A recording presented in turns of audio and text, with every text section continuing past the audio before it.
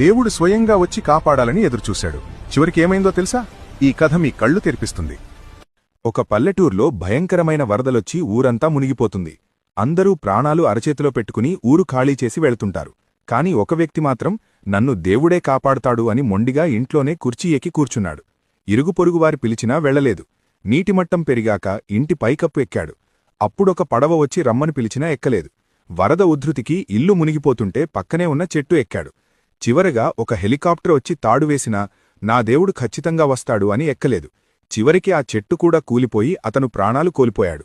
స్వర్గానికి వెళ్ళాక నన్ను ఎందుకు కాపాడలేదు దేవుడా అని నిలదీశాడు.